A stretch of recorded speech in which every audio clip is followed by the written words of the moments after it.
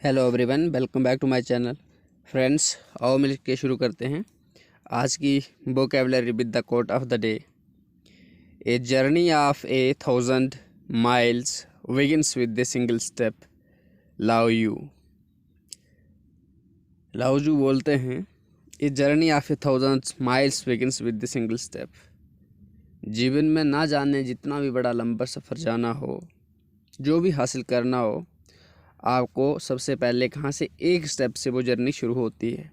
इसी तरह जीवन में जितनी बड़ी से बड़ी आप सक्सेस चाहते हों, उस सक्सेस का जो राज है, सीक्रेट है, वो है वर्क अपॉन टुडे। आज पे काम करिए और जैसे ही आज यानी एक एक दिन जुड़ता जाएगा और आपकी वो पूरी जो माला सी बनेगी आपकी सफलता की, वो कंप्लीट हो जाएगी। उसके लिए ज़रूरी है कि आप हर दिन चाहे एक ही स्टेप क्यों ना सही पर ज़रूर चलें और लगातार चलते रहें, कभी हार ना मानें। एक दिन आपकी मंजिल ज़रूर आएगी। तो शुरू करते हैं आज की vocabulary with the Hindu editorial. सबसे पहला शब्द है स्टेप डाउन। स्टेप डाउन का मतलब होता है to withdraw from one's position और ऑक्यूपेशन, रिटायर, रिज़ाइन। देखो, जब कोई क्या होता है, किसी जॉब से रिज़ाइन कर देता है, विड्रा कर लेता है, उसको बोलते हैं स्टेप डाउन करना। अगला शब्द है स्ट्रिंजेंट। इसका मतलब है बहुत स्ट्रिक्ट। जो चीज़ बहुत ही सख्त होती है, कठोर होती है, उसको बोलते हैं स्ट्रिंजेंट। जैसे कठोर लॉज हैं, रूल्स एंड रेगुलेशंस है ना, पावर्स हैं कुछ ऐसा, तो उसको बोलेंगे स्ट्रिक्ट, स्ट्रिंजेंट। अगला शब्द है रेडिकल। रेडिकल का मतलब होता है वांटिंग ग्रेट सोशल और पॉलिटिकल चेंज। देखो, एक होता है लिबरल, एक होता है रेडिकल। लिबरल जो बंदा होता है वो क्या होता है, वो नॉर्मल सा होता है, मतलब ज़्यादा फोकस एक्सट्रीम पे नहीं जाता है।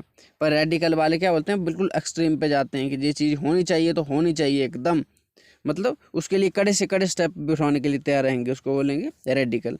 अगला शब्द है वेलफेयरिज्म। वेलफेयरिज्म का मतलब है the principles or policies associated with the welfare state. देखो, ऐसी स्टेट जैसे सोशलिस्ट स्टेट होती है, सोशलिस्ट स्टेट में क्या होता है कि गवर्नमेंट की जो पॉलिसीज होती हैं वो लोगों की वेलफेयर के लिए होती है। जैसे देखो, गवर्नमेंट के लिए लोगों के लिए सब्सिडी लेके आती है गवर्नमेंट, जहाँ किसानों के लिए लोन माफ़ी का, जहाँ उनके लिए कुछ ना कुछ एमएसपी वगैरह कुछ जो भी चीज़ें लाती हैं, या पेशेंट्स के लिए देखो जनधन, जो जन औषधि केंद्र वगैरह हैं, जो भी है, आयुष्मान भारत जो स्कीम है, ये सारी क्या है, वेलफेयर स्टेट के मेजर्स हैं, वेलफेयरिज्म स्टेट की पॉलिसीज हैं। अगला शब्द है प्लेग्ड। प्लेग्ड का मतलब है टू काज समबडी और something a lot of trouble, किसी को बाधित करना। प्लेग का मतलब, प्लेग होती है, प्लेग का मतलब होता है महामारी भी होती है। जैसे मान लो जैसे कोरोना था, इस तरह की कौन सी कोई प्लेग होगी तो उसको भी बोलते हैं। लेकिन अभी जो इसका जहाँ पर मतलब वो है किसी चीज़ को बाधित करना, किसी को संकट पैदा करना किसी के रास्ते में। अगला शब्द है क्वीर। क्वीर का मतलब है having or relating to a gender identity or a sexuality that does not fit society's traditional ideas about gender sexuality. देखो, क्वीर का मतलब होता है अजीब। अजीब इन द सेंस, देखो पहले जो सोसाइटी की मान्यता थी, एक्सेप्टेंस थी, वो थी अच्छा एक तरह एक लड़का है, दूसरी तरफ लड़का है, यानी बाइसेक्सुअल सोसाइटी थी। बाइसेक्सुअल है ना, dual sex, female and male. लेकिन अब रिसेंटली ये क्या चीज़ें मूवमेंट्स आ रही, जो क्या बोलते हैं इसको, एलजीबीटी जो कम्युनिटी है, इनकी जो मूवमेंट्स आ रही है, इसका मतलब है कि उनकी वो डिमांड कर रहे हैं कि नहीं, हम तो ना तो वुमेन की कैटेगरी में बिलोंग करते हैं, ना मैन की कैटेगरी में बिलोंग करते हैं, तो वो सेंटर में आगे। ठीक है, जैसे कुछ फीमेल हैं लेकिन वो क्या है, जैसे गे कैटेगरी में आ जाते हैं। इस तरह से जो लोग इस दोनों फ्रेमवर्क में फिट नहीं बैठे हैं, जैसे सोसाइटी ने एक्सेप्टेंस किया है मेल और फीमेल को, लेकिन उनको नहीं किया है गे कम्युनिटी को, तो उनको क्या बोलेंगे, क्वीर। अगला शब्द है एम्पलीट्यूड। एम्पलीट्यूड का मतलब होता है a large amount, wide range. जब किसी, देखो एम्पलीट्यूड आपने सुना, एम्पलीफायर। एम्पलीफायर का मतलब क्या होता है, एम्पलीफाई, किसी चीज़ को बढ़ा देना। इसी तरह जहाँ पर जो एम्पलीट्यूड का मतलब है कोई लार्ज अमाउंट में, बड़ी संख्या, बड़े पैमाने पर, उसको बोलते हैं एम्पलीट्यूड। अगला शब्द है डिग्निटी। डिग्निटी का मतलब होता है the quality of being serious and formal. देखो, गरिमा, मर्यादा। जैसे मैं बता देता हूँ, जैसे हमारी सोसाइटी में क्या होती है, शादी होती है, शादी के बाद जो हस्बैंड होता है या वाइफ होती है, दोनों एक दूसरे के साथ रहते हैं। अब उनके साथ जो भी रिलेशन है ना, उस पे सोसाइटी क्या करेगी कि उंगल नहीं उठाएगी, क्योंकि वो दोनों जो भी उनके रिलेशन होंगे हस्बैंड वाइफ के, उन रिलेशन के साथ साथ एक पूरी डिग्निटी के साथ रहेंगे सोसाइटी में। कोई सोसाइटी उनकी एक्सेप्टेंस होगी, उनकी इज्जत होगी। देखो कितने रिलेशन है हस्बैंड वाइफ का, एक दूसरे के प्रति इनके अच्छे रिलेशन है। लेकिन वही क्या होता है जब उस रिलेशन में जैसे वाइफ कहीं और रिलेशन रखना शुरू कर देती है, हस्बैंड कहीं और रिलेशन रखना शुरू कर देता, तो उस शादी में क्या होता है उसको लोग फिर वो डिग्निटी नहीं होती है, क्योंकि लोग गाली देने लगते हैं, ये देखो कितने चरित्रहीन है, इनका लूज कैरेक्टर है, इस तरह की बातें करते हैं। तो मतलब जब किसी चीज़ में लोगों की डिग्निटी इज्जत बनी रहे उसको बोलते हैं डिग्निटी, और जब उसकी इज्जत ना बनी रहे उसको बोलते हैं इनडिग्निटी। तो अगला शब्द है नेगेटेड। नेगेटेड का मतलब होता है to stop something from having an effect. Negated का होता है किसी चीज़ को नकार कर देना। मतलब जैसे आप लोग सोच रहे कोई चीज़ आपके में आइडिया चल रहा है, उसको आपने तुरंत निकाल दिया, नहीं ऐसा कुछ भी नहीं है। मतलब जो भी आपके डाउट हैं उसको बाहर फेंक दिया कि नहीं ऐसा कुछ भी नहीं है। तो नेगेटिव होता है किसी चीज़ को इनकार कर देना, एक्सेप्टेंस नहीं करना जिस चीज़ को। अगला शब्द है स्टैट्यूटरी। स्टैट्यूटरी का मतलब होता है डिसाइडेड बाई लॉ।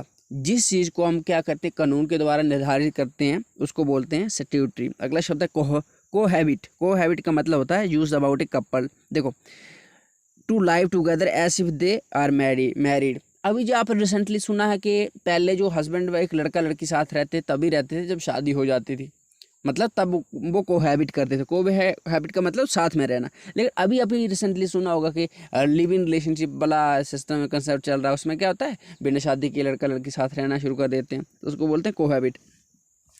जैसे मतलब दोनों इस तरह से साथ रहते हैं कि जैसे मान लो दोनों की शादी की हुई है लेकिन शादी तो हुई नहीं है। अगला शब्द है कोअर्शन। कोअर्शन का मतलब होता है द यूज ऑफ, देखो जब किसी को बलपूर्वक कोई काम कराया जाता है, कोई बात मनवाई जाती है, उसको बोलते हैं कोअर्शन। जैसे मान लो आपको मैं बोल रहा हूँ कुछ ये काम ऐसे करना, आपने किया नहीं तो फिर मैंने क्या आप पर फोर्स अप्लाई की, वो अप्लाई की आपको आप और वो काम आपसे करवा दिया, उसको बोलते हैं कोअर्शन। अब वोकैब्स है फ्रॉम डिफरेंट इंग्लिश न्यूज़पेपर्स। अगला शब्द है इकोनॉमिस। इकोनॉमिस का मतलब the condition of a region or group as regards material prosperity. Material किसी भी बस the condition of a region or a group as regards material, किसी भी जो रीजन है ग्रुप है उनकी जो मटीरियल प्रॉस्पेरिटी कितनी है उसको बोल देंगे इकोनॉमिस। अगला शब्द है अपहोल्ड। अपहोल्ड का मतलब होता है बरकरार रखना, किसी चीज़ को बनाए रखना। अगला शब्द है सोल। सोल का मतलब है एकमात्र। जैसे होता है ये मेरा एकमात्र बेटा है, एकमात्र सहारा, उसको बोला एकमात्र जो लगा उसको बोलते हैं सोल। अगला शब्द है क्वेश्चनेबल। क्वेश्चनेबल होता है डाउटफुल, कंट्रोवर्शियल, संदिग्ध, मतलब जिस पे प्रश्न किया जा, जिस पे संदेह, उसको बोलते हैं क्वेश्चनेबल। जैसे होगा कोई इंसान क्वेश्चनेबल करेक्टर का, जिसका करेक्टर सही नहीं उसके करेक्टर पर डाउट है, उसको बोलते हैं क्वेश्चनेबल। अगला शब्द है नॉन एक्सक्लूशनरी। इसका मतलब है non restricted to person, group, area or concern, not exclusive, गैर बहिष्कृत, जो क्या हो बहिष्कृत ना हो, जो एक्सक्लूजनरी ना हो। अगला शब्द है ऑन द फेस ऑफ।